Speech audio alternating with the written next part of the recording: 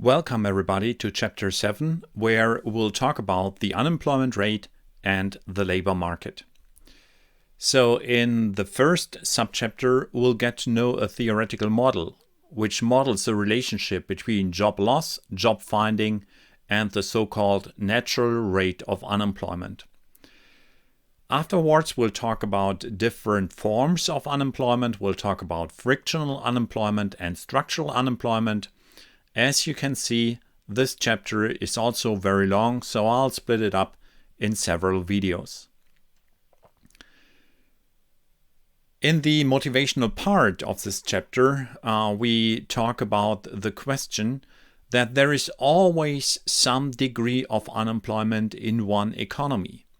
And we ask, what determines this level of unemployment? In this chapter, we do not study the year-to-year or month-to-month fluctuations of the unemployment rate. We once more have a long-run view on the labor market, so we are looking at a longer time period. We are not interested in short-term fluctuations. Here we can see the development of the unemployment rate in the US. So the green line, this is the unemployment rate on a monthly basis. And the red line is a so-called natural rate of unemployment. You can see that the green line fluctuates a lot. We are not interested in the short-term fluctuations, but we are interested in this red line, the natural rate of unemployment. And then, of course, it's a question how this red line is constructed. And when you read about the notes to this figure, you learn that the natural rate of unemployment for any particular month is estimated by averaging all the unemployment rates from 10 years earlier to the 10 years later. So the first data point of the red line in January 1950, this is the average of the time period between January 1940 and December 1959. Then, of course, the big question is, how is this data point here created? And there you also find a hint in the notes. The last data point in December 2019, it has to be the average between December 2009 and November 2029. So what this kind of procedure needs is an assumption of how the unemployment rate looks like in the future. Without this assumption, we cannot follow this methodology and we cannot compute the natural rate of unemployment. And then it is mentioned in the notes that for the future, it was assumed that the unemployment rate in the future is set to 5.5%. So in the future, the green line was set to the level of 5.5% so that we can compute the natural rate of unemployment. Of course, you're also always interested in how this relationship looks like in Denmark. So I tried to come up with some numbers for the Danish unemployment rate. So I found here some numbers for the Danish unemployment rate. They stem from the FRED database. We have monthly unemployment rates, which are already seasonally adjusted. And the time frame is from January 1970 to June 2017. And then, of course, it's the case that we can only compute the natural rate of unemployment in 1980, because when we follow this methodology, we need these 10 years of data in order to compute the first observation for the natural rate. Then, of course, when we want to compute the natural rate in 2017, we have to make an assumption of how the unemployment rate will look like in the future, in the next 10 years, And here I assumed that the unemployment rate in Denmark is equal to 4%. And therefore, I was able to compute this natural rate of unemployment here. So we are interested in this long run swings. So we are interested in the question of, like, why did the unemployment rate increase in Denmark in the 1980s, and why did it decrease afterwards? This would be like at the heart of our chapter. In subchapter 7.1, a theoretical model is introduced. We have here the sector of the employed, and some people which are employed, they lose their jobs or workers terminate their contracts, so that we have a job separation rate and some people get unemployed. When people are unemployed, after some time period, they will find a job again. They are hired, and this takes place according to the job finding rate F. So let's have a look at this theoretical model. First of all, we have to specify that the labor force, L, is equal to the number of employed workers and the number of the unemployed. So L is a sum of E plus U. One important assumption in this part is that the labor force is constant, the labor force is fixed, and the labor force does not change. This assumption will be challenged later on in the empirical part. The unemployment rate is defined as the number of unemployed people divided by the labor force, U divided by L, or when we take this definition into account, the unemployment rate is also equal to the number of unemployed divided by E plus U, the sum of the employed workers and the unemployed people. Let's talk a bit about this one building brick of the model, the job separation rate. The job separation rate is a fraction of employed individuals who lose or leave their jobs each month.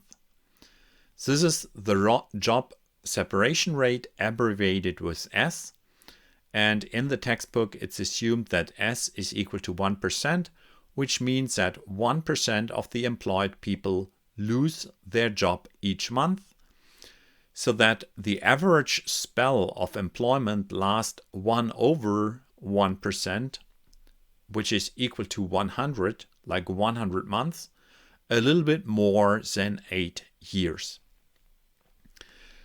The second very important brick is the rate of job findings.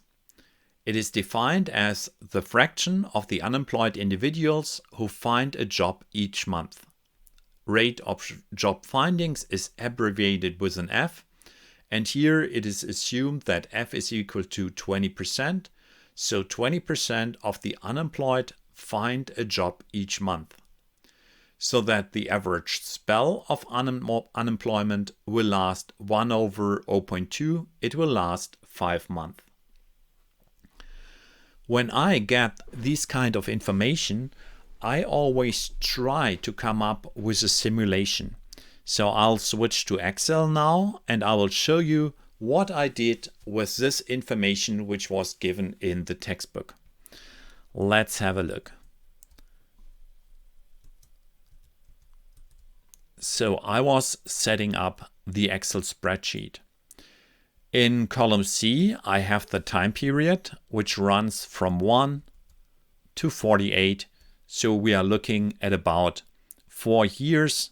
We are looking at the time period of 48 months. Then I assumed in the beginning that our labor force consists out of 100 people. And in the beginning, these 100 people are employed. We have no unemployed people. But then it is the case that suddenly we have a job separation rate of 1% and we have a job finding rate of 20%. And I want to know how does this relationship change over time? Like the rate, like the number of employed people and the number of unemployed people, how does it change over time? So in the first step, we have to compute the number of people which get fired or the number of people which will lose their job. Currently, 100 people are employed and the job separation rate is 1%. So the number of people which get fired in the first month will be equal to 1, which can be computed in the following way: D9 times F7. And here I have to freeze the F7 cell because I always want to refer to this 1%. So the cell F7 is frozen by pressing the F4 button so that there's a $sign in front of F and a $sign in front of 7. The number of unemployed people finding a job is given by the following formula. E9 times the job finding rate of 20%. And also here I have to freeze the cell G7. So I have to press the F4 button once so that there's a $sign in front of G and a $sign in front of 7. So in the first month, it should be equal to 0 because nobody is unemployed, so that nobody is finding a job in this month. The formulas are given here, but I'll delete these formulas now. Then in the next period, it is the case that the number of employed people is equal to the number of employed people in the previous period minus the number of people which got separated, so minus F9, and then we have to add the number of unemployed people who find a job. So the number of employed people in the second period is equal to D9 minus F9 plus G9. What about the number of unemployed people? The number of unemployed people is equal to the number of unemployed people in the previous period plus the number of people who got fired in period 1 plus F9 minus the number of people who were unemployed previously but who will find a job. So the number of unemployed people in period 2 is equal to E9 plus F9 minus G9. So these are the number of employed people and the number of unemployed people in the second period. Now I can copy this information down. So when I go to the right lower part, the big white cross turns into a small black cross. I press it twice and the information is copied down. Also here I'll copy down this kind of information. And then we can look how the adjustment process takes place. For example, I could create a graph, but I'm very much interested what happens here in the last row. It is the case that the number of unemployed people is equal to 4.76. Because of the fact that also the labor force is equal to 100, we can directly interpret this number as the unemployment rate. So the unemployment rate is equal to 4.76%. Then we can see here that in the end, it is the case that the number of people which get fired is equal to the number of people which get out of unemployment into employment, so that also employment is constant in the very end. The model, the economy has reached its so-called steady state. Let's go back to the slides. So we rolled out this model. So we talked about the job separation rate and the job finding rate. We specified a numerical example. And then I was able to come up with a simulation in Excel. The textbook proceeds a little bit different. The textbook tries to derive the steady state not by coming up with a simulation, but the textbook is computing the steady state by performing a formal analysis. So first of all, the steady state is defined as follows. When the unemployment rate is neither rising or falling, the labor market has reached its steady state. So the number of people finding a job each month must be equal to the number of people losing a job each month. This is what we have seen already here, like in the last cells. It is the case that the number of people finding a job is equal to the number of people which are getting out of unemployment. So we have seen that in the last row, in the last columns. Then the textbook proceeds and tries to compute the steady state unemployment rate. In the first step, we use the definition of the labor force, which is equal to the sum of employed people plus the unemployed people, so that the number of employed people is equal to the labor force minus the people which are unemployed. Then we can insert the right-hand side L minus U instead of E in this formula. So we are ending up with L minus U on the right-hand side. Now we want to divide this relationship by L. So we are dividing the left-hand side by L, and we are also dividing the right-hand side by L. So when we divide this L by L, we get a 1. And when we divide this minus U by L, we get a minus U over L. Now our task is to solve this relationship for U over L. Let's do that. In the first step, we put this minus S over UL on the other hand side of the equation. It will pop up here with a positive sign. Let's switch to the next slide.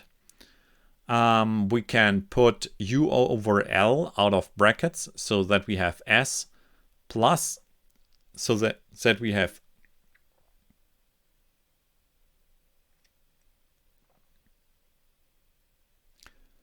we can write U over L out of brackets so that we have here in brackets S plus F in brackets and U over L out of brackets.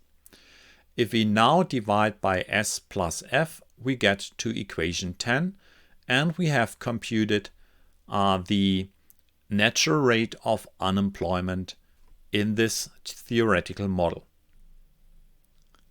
The textbook makes one additional step. It multiplies the right-hand side of this equation by a 1, but not a simple 1. It multiplies the right-hand side by this fraction 1 over S, so that we get to this expression in equation 11. The unemployment rate is equal to 1 over 1 plus F over S. We work in the following with equation number 10. We can plug in the numbers we have, and when we do that, then we get also to the information that the steady state unemployment rate is equal to 4.762%, which is about 5%. I think that this theoretical model really makes clear that any policy which is aimed at lowering the natural rate of unemployment must either reduce the rate of job separation, reduce S, or increase the rate of job finding. Furthermore, it is also clear that any policy that affects the rate of job separation or the rate of job finding also changes the natural rate of unemployment. Until now, we always assumed in all chapters that labor is homogeneous and also that the jobs are homogeneous. This implies that each worker is the same and also that all the jobs are the same. But in the real world, it's a case that workers have different preferences and abilities. They have different educations. And also jobs have different attributes. Because of the fact that the workers are not homogeneous and the jobs are not homogeneous, it is a case that it needs some time that the information can flow, information about the job candidates and about the open positions. Furthermore, it's a case that the workers are not completely mobile in a geographical way. So in case that there is a job offer all the way up in Aalborg, it's not the case that somebody in Odense will take this job. It will take time until this information will arrive there and until the worker is ready to take this job all the way up. The unemployment which is caused by the time it takes to search for workers or to search for jobs is called frictional unemployment. This is especially important when there is a so-called sectoral shift, when there is a change in the composition of demand among industries or regions. It might be the case that some firms fail, so there are some insolvencies and people are laid off. Afterwards, it will take some time until those workers will find a new job. The job performance of some workers are unacceptable. They get fired, and also here it will take time until they find a new job.